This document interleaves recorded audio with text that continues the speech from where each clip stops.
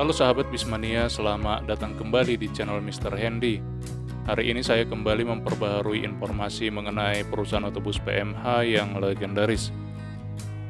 Kabar baiknya, perusahaan otobus PMH adalah perusahaan yang terbuka atas keluhan dan aspirasi pelanggan, baik saran ataupun kritikan. Saran atau kritik dari penumpang yang membangun tentu akan dipilah satu persatu, sehingga akan membuat perusahaan yang kita cintai ini semakin maju dan kualitas pelayanannya akan menjadi semakin bagus dari hari ke hari. Mungkin saran-saran yang membangun dari kita atau penumpang setia ataupun mania, ada juga yang butuh waktu untuk mencapai realisasi. Bravo PMH, semoga semakin sukses dan semakin berjaya. Kabar buruknya, seperti yang kita ketahui bersama, setahun terakhir adalah tahun yang teramat berat bagi perusahaan otobus yang sangat admin banggakan ini. Sepanjang satu tahun ini memang banyak terjadi musibah yang melibatkan armada bus PMH, sehingga membuat perusahaan ini menjadi merugi secara moral ataupun materi. Sebagai seorang mania, di sini saya menyarankan agar para pengemudi bus ataupun pengemudi kendaraan lain seperti mobil pribadi, sepeda motor, angkot, truk, ataupun truk tronton selalu waspada dan lebih berhati-hati.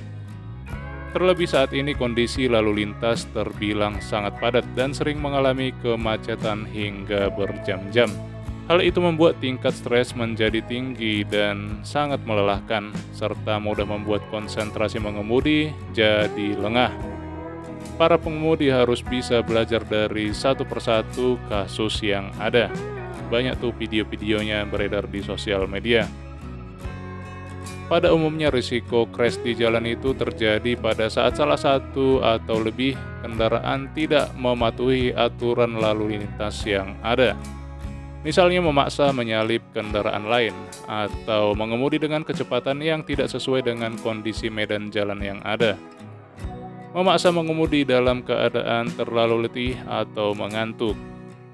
Kecerobohan-kecerobohan seperti itu selain merugikan diri sendiri, pasti akan merugikan orang lain atau pihak lain juga.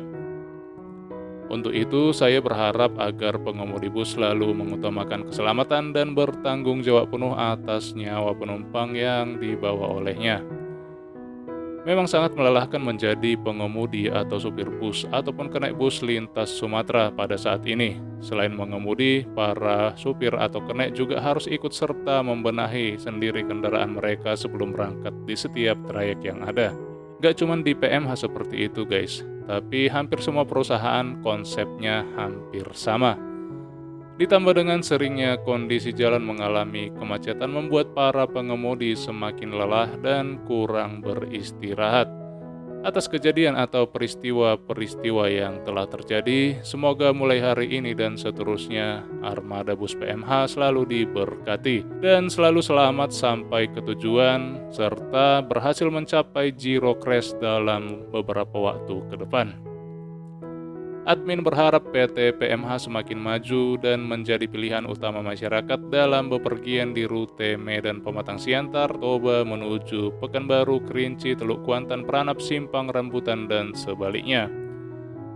Mengenai ditutupnya beberapa trayek PMH yang sempat dirilis seperti Medan Dumai dan Parapak Toba Jambi, admin berharap trayek tersebut segera beroperasi kembali. Mungkin ada beberapa kendala yang dihadapi, baik itu alasan operasional atau kurangnya armada, tentu sudah menjadi evaluasi bagi manajemen atau perusahaan PMH yang mengisi di trayek tersebut, sehingga mengambil keputusan terburuk, yaitu mundur untuk sementara. Berhentinya operasional PMH di trayek tersebut belum tentu karena kalah bersaing dengan merek-merek tertentu guys. Mundur sementara bukan berarti kalah. Demikianlah info singkat kita mengenai perusahaan otobus PMH guys. Semoga bermanfaat. Bravo PMH dan sukses selalu. Horas, horas, horas.